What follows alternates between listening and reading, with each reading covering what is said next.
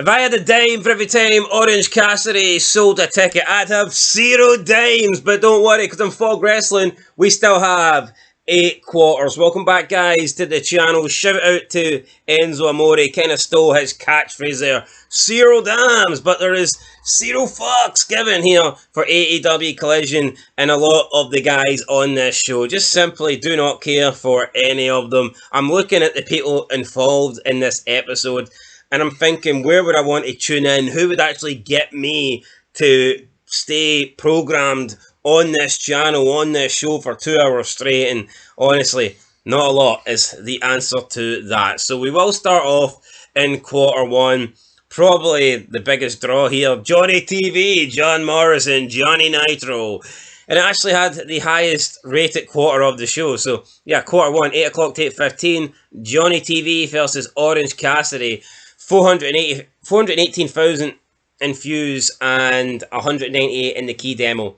So, yeah, not a great start for Collision, and this was as good as it got. Orange Cassidy, not quite Big Cass. Despite the fact that Big Cass is on AEW, it doesn't actually feel like Big Cass, doesn't it? No, it feels like some watered down.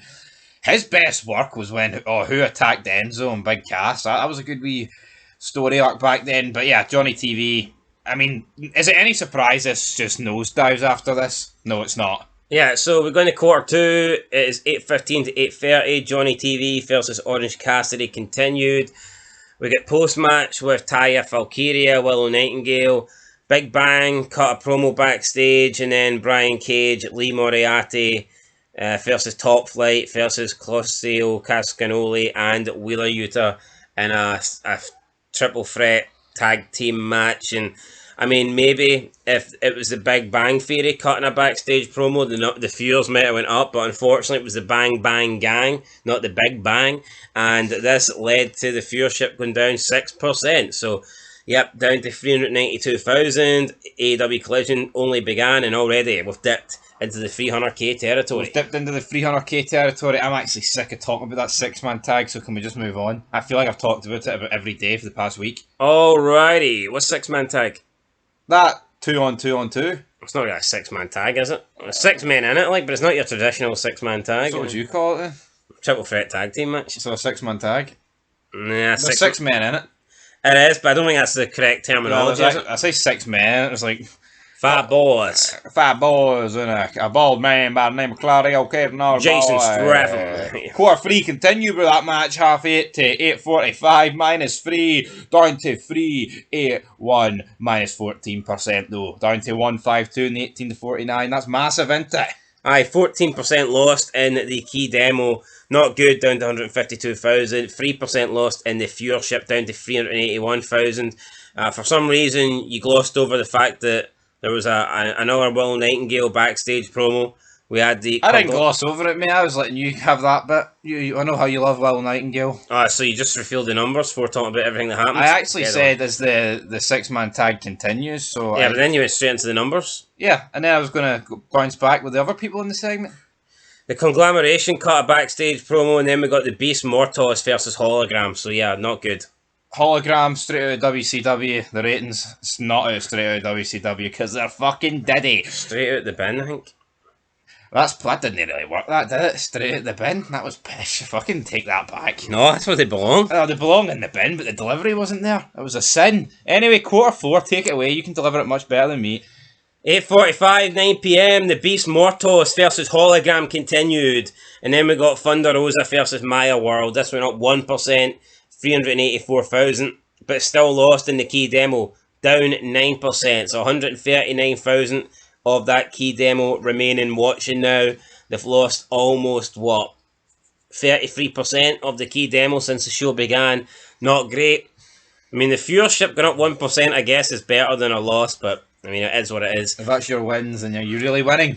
We're going to quarter 5, 9 o'clock, 9:15. Rosa World continues. Then we get Lance Archer backstage, the Premier Athletes live promo, and then we get the Premier Athletes versus the Conglomeration.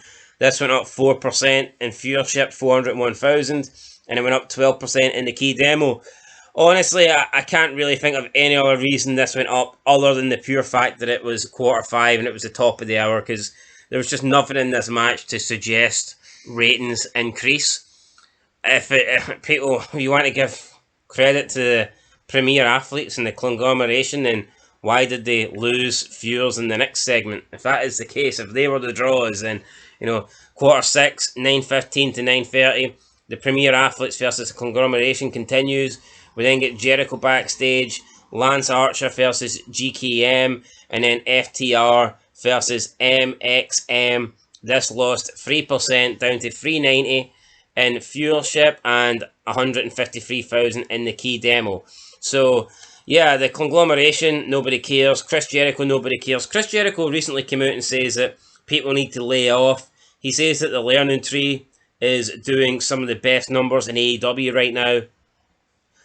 I think that's Jericho spinning it. I mean, just because you were in a high quarter one week, it doesn't mean shit. You could have fluked your way into a high quarter, because the numbers show on the YouTube clips that just nobody's tuning in to watch Jericho. Nobody wants to see what Jericho's doing.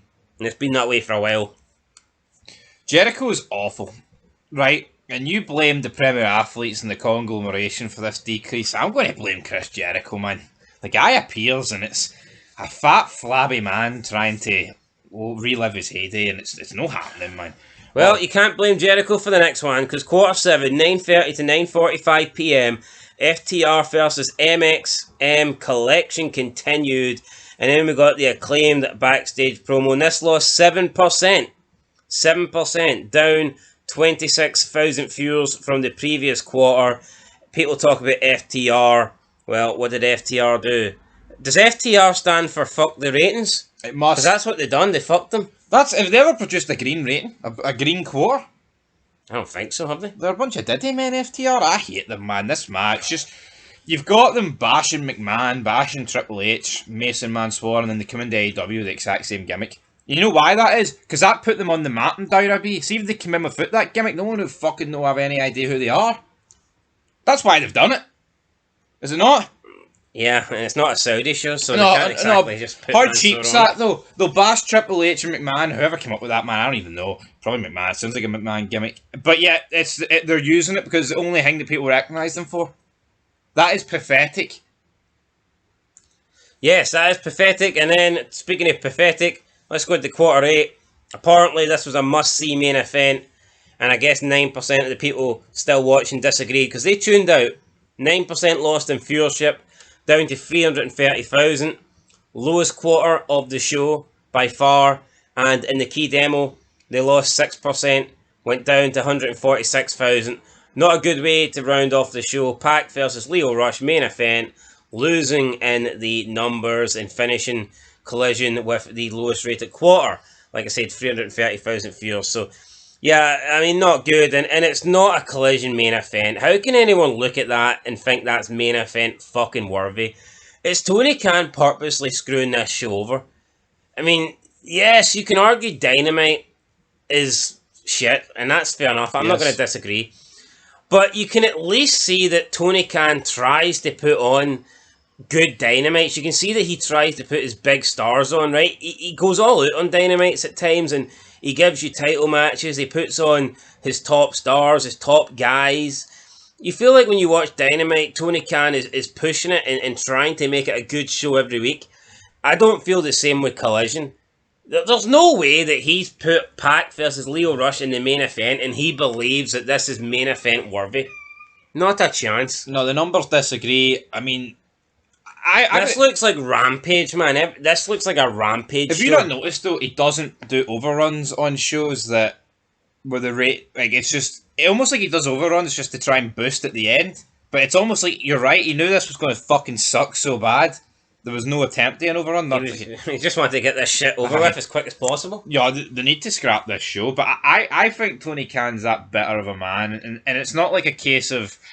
He will just pay these companies, right, to keep showing his TV shows. So I think they will just continue to broadcast. It's going to have to be him that pulls the plug rather than like a network. And I think he will literally keep these companies rolling, or these, what do you call them, these fucking shitty shows, until he literally can't no more. Until he runs out of money. Aye, which is never going to happen. Well, there you go, guys. Get used to it. Rampage, Collision, they're going to be here for a long, long time. So are we, hopefully. Fog Wrestling. Stay tuned, stay subscribed, keep liking, and we will catch you guys in the next one. But until then, the ratings and numbers, they don't look good, but they never look good for AEW. Till next time, peace.